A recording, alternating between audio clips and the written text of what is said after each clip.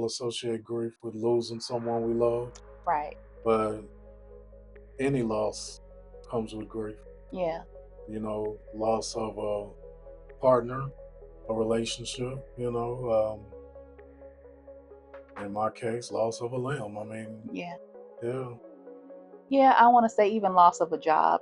I don't think people think about yeah, like when loss you of a job. lose a job, like That's true. you have to take time to actually grieve, whether you like the job or not. I That's true. know one of the things that I never really um, identified that was as grief until I personally went through it, and that's divorce.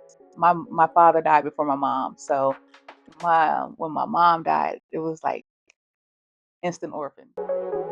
Tunnel vision. Everyone has a different tunnel. Everyone has a different journey. As we move through this life, we move through it together, but our journeys are different. Our tunnels are different. But with God's help, we can achieve. Hi, I'm Angie, I'm Zamor. and this is Tunnel Vision. Yup, yup. So, we're going to talk about grief, something we kind of battled with to talk about, going back and forth whether or not we were going to talk about this. Everybody in their lifetime has experienced grief in some form or fashion. Yeah, Yeah. And grief comes from the loss of something, from losing something. I actually want to Google that to see what grief actually is. What do they say? Define grief. Grief is a deep sorrow, especially that's caused by someone's death. But I'm gonna tell you that grief is not always associated with death. yeah, I do agree. I mean, like, even with my situation, I didn't realize that would be considered grief and going through a grieving process. Yeah, So I do agree that grief comes in many forms. it does. Obviously, we all associate grief with losing someone we love, Right. but any loss comes with grief. Yeah. Loss of a partner, a relationship, in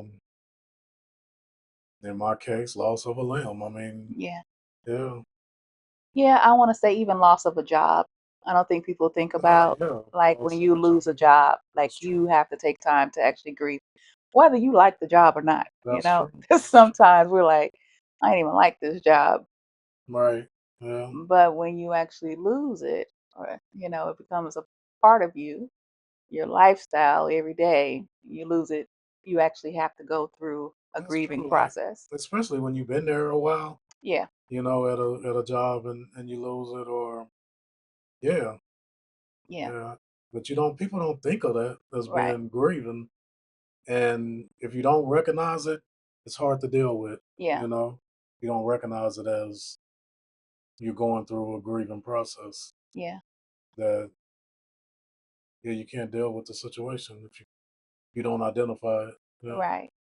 I know one of the things that I never really um, identified that was as grief until I personally went through it, and that's divorce.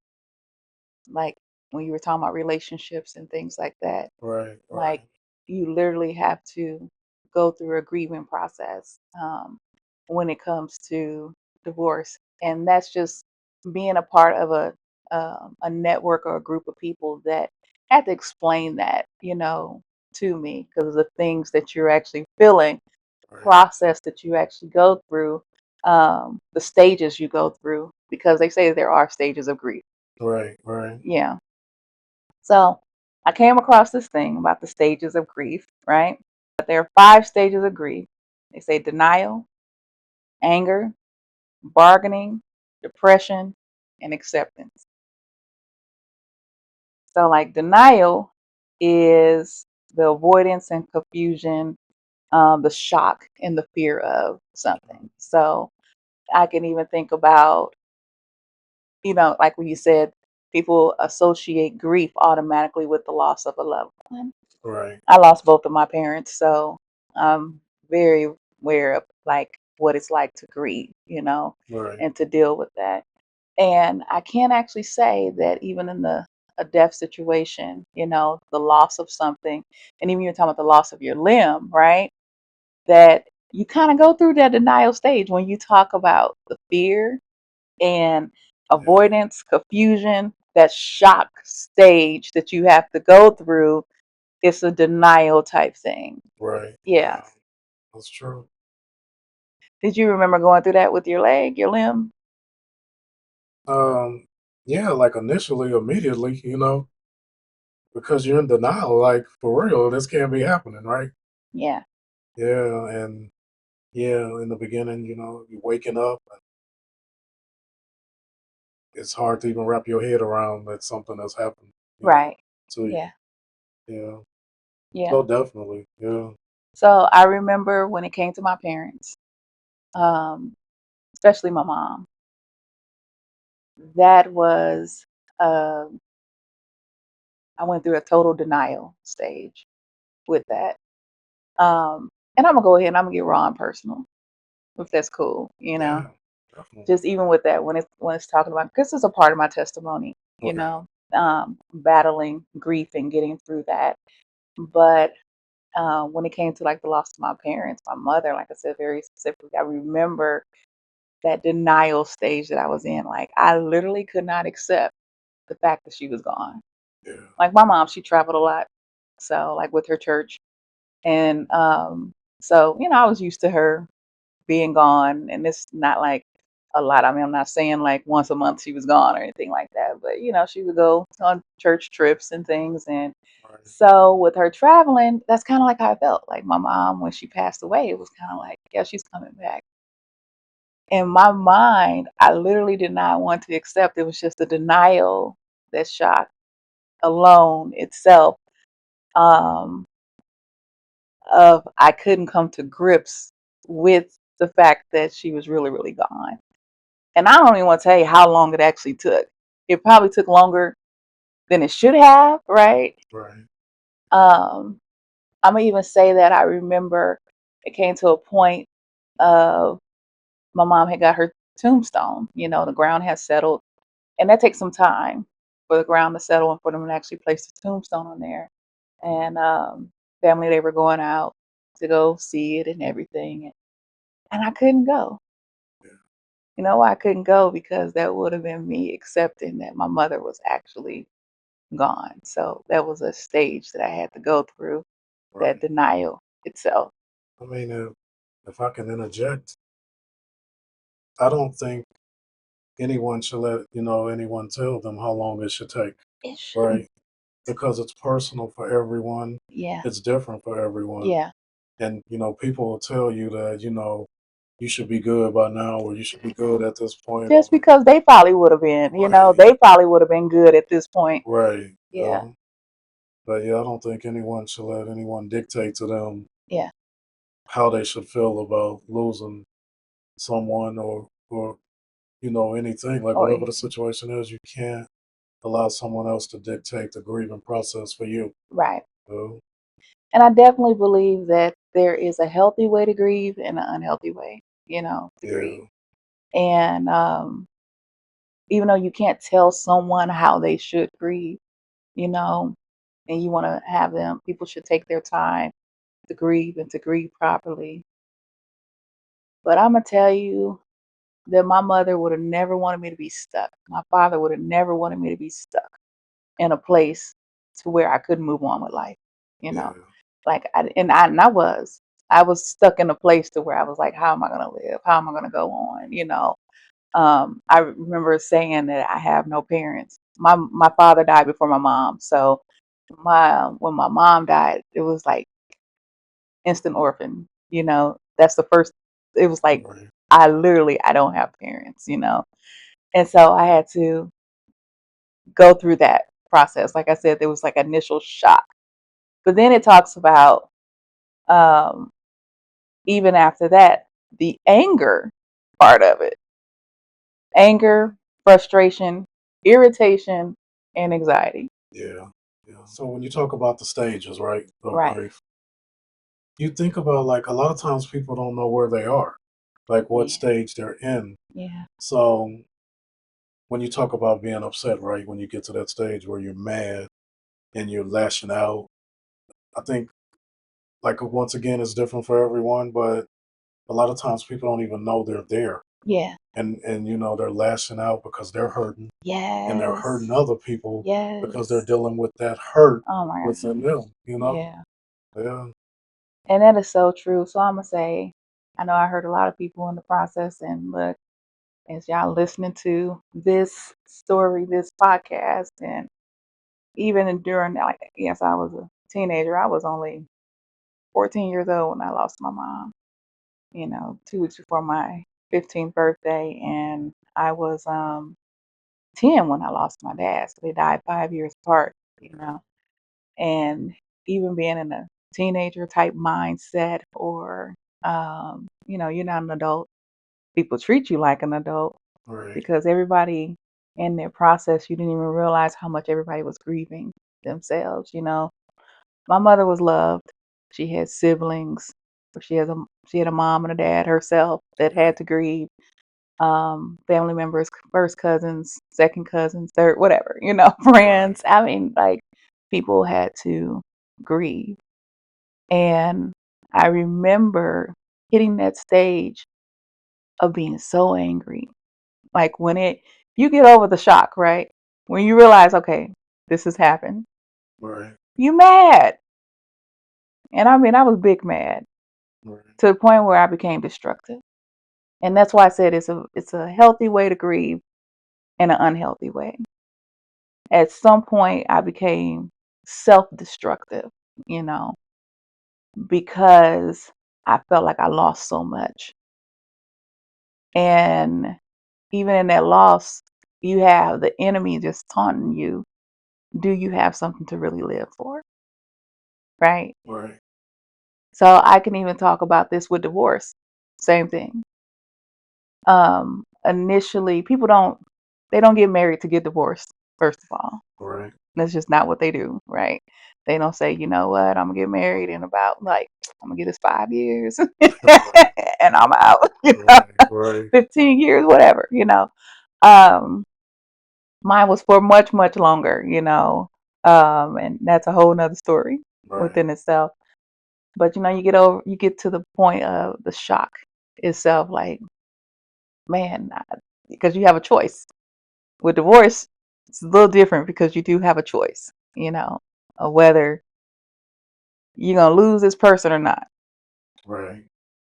And it's interesting that you say that, right? Yeah, Because I'm sure a lot of people that are watching never even really associated divorce with grieving. yeah, That it's really the death. It's a death. It's yes, the death of that yep, marriage, yep, and that you know you everybody wants to marry their friend, right? yeah, So you're not only losing your spouse, but you're losing what's supposed to be your friend, hmm, and a lot of times that's a situation where you're losing someone that you thought would have been there for you through no matter what, and hmm, now they're no longer there, yeah, so, and even people that have never been married before, hmm, it can be a situation with a good friend, somebody you've had in your life for years, and things go left, hmm. and it's a loss. It is. So it's a grieving process with that too. With friendships, like you saying, they're like, you get through life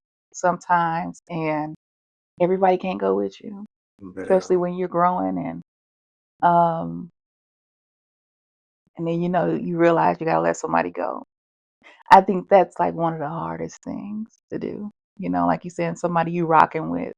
Yeah, because you think about it like anybody that you love, and it's like I said, we associate grieving with losing a person, Right. but if they're no longer in your life, it's still a loss. Yeah. Still you've lost that person, no matter what the circumstances are, what the reasoning is. If you decided not to have them in your life, or they decided to walk away from your life, it's still a loss, and it's still going to be a grieving process, Right. that you're going to go through. So I just think, it's important to talk about grieving and the different stages, like you said, and also the different ways that we can grieve, because most people do associate grief with death, and we do grieve with death, obviously, but in so many other ways we grieve. And when you think about those stages that we go through, right, where, the denial, the anger, the depression, if you're grieving and you're going through that and you don't even know you're grieving, then you really are in a place where you are destructive to yourself and to to people others. around you. Because a Yeah, lot of times, the closest people to you, right, yeah, are the ones that catch the wrath. that Right? yes, they become That's true. casualties. Yeah, that's true. I remember you bringing up, like, when it comes to divorce, like, um, friendship losses and stuff like that.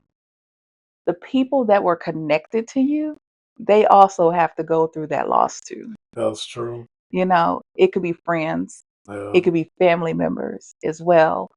Not to mention the kids that are involved.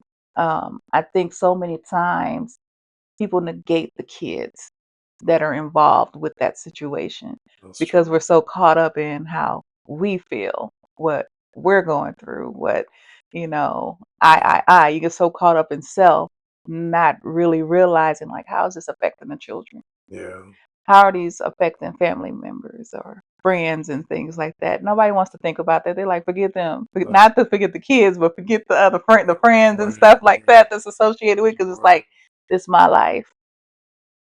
And I'm Yeah. gonna tell you too, like the divorce thing. I can't speak on because I've never been divorced, right? Mm. But from the kid's point of view, as a kid, I experienced it from a kid's point of view Right. and what that feels like, to have your dad there 1 minute and then he's gone. Right. And not even knowing that as a kid that you grieve, Mhm. you know, looking back at that now, I'm sure I grieved when my Yeah. dad was no longer there. Um, I went through a lot with that and was very angry at my father. And when my father passed, I thought, well, initially before he passed, I thought I wouldn't have cared, right? Yeah. But then when he passed, it hurt me so bad. Like Mhm. it cut me deeper than I could have ever imagined it Mhm. would. So I totally get and like you said in the beginning, we're not experts. We're just speaking from our personal point of views, right? Right. And yeah, coming from my personal point of view, sometimes we don't know. Well, a lot of times we don't know until we actually lose someone or something, how that's going to really affect us. Yeah. It's there's the situation where so you can look at it the before and after, right? Mhm. While they're still there, and then after they're gone, it's two totally different feelings, like the way you're gonna feel about that. So you can feel like you can't stand a person or you're angry with that person and you lose that person and it's a totally different game, like everything changes Yeah. with the and that's where a lot of I think regret comes in because we always think about how things could have been different. Right. We wish, we could roll back the hands of time, but you can't Right. and change some things. And I really believe when you talk about the stages of grief, regret plays into each one of those stages Mhm. because we're thinking about woulda, coulda, shoulda. If I would have did this, if I would have reached out, if I would, and there's so much going on with you, the person that's left, that it's overwhelming. Right. Yeah, And one of the things I could tell you as I was getting through my tunnel of grief, and I know the more I've heard you talk about it over and over again in these episodes of how you were laying there and God, you know, like you couldn't do it without God. And I'm going to say the same thing, that I could not get through without God. I literally had to have the realization of, when I talk about that instant orphan, um, that I felt alone, and that sends you into a dark place, right? And I thank God that He never left me. He never forsake me. And he said that I'm going to be with you. Lo, I'm with you always, even into the end of the world. So I thank you, God, for being there to the end of the world, that you are there with me. God even tells you, there's a scripture that says, blessed of those that mourn, for they will be comforted. And he does comfort those that mourn.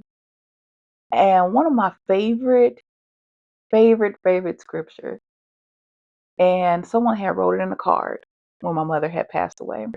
And it was one of my mother's cousins. And she wrote a card to my brother and one to me. And I got it. And even to this day, I remember it says, remember his eye is always on the sparrow. And I never forgot that. And there's a scripture that says that there's not one sparrow that will fall from the ground without him knowing it. And that means that God is always watching. God always has his eyes set upon you, you know. He's watching that sparrow. He's watching big old you, you know.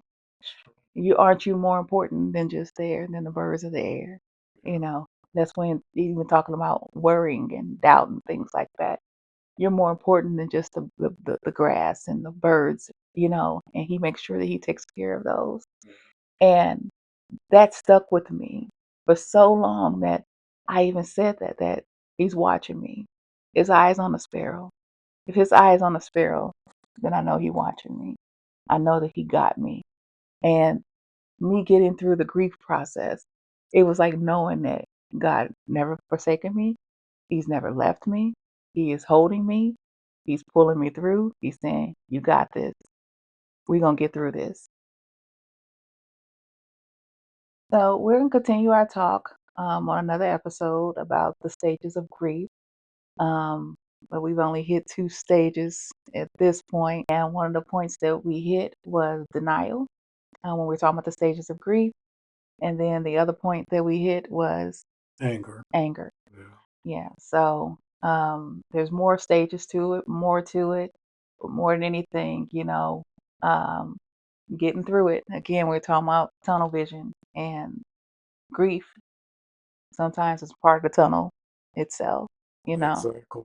Like everyone is going through their tunnel. Yeah. And that's what life gives us, different tunnels, right? Mhm. Challenges that we have to face. So grief is one of those tunnels that we walk through. And just know that what stage that you're in right now, you'll get through it. There's a healthy way and there's an unhealthy way to get through it. Tune in because I want to talk about the next stage, which is depression. Like I said, I'm actually going to get a little transparent with this one, with this episode, our next episode, and talk about just the transparency of depression and grief and how that's associated. All right. Love you guys. Thank you, everyone. Don't forget to like, comment, subscribe, and share the channel. If it's helping you in any way, share it with someone else. Thank you. In Zamora's words, yep, yep.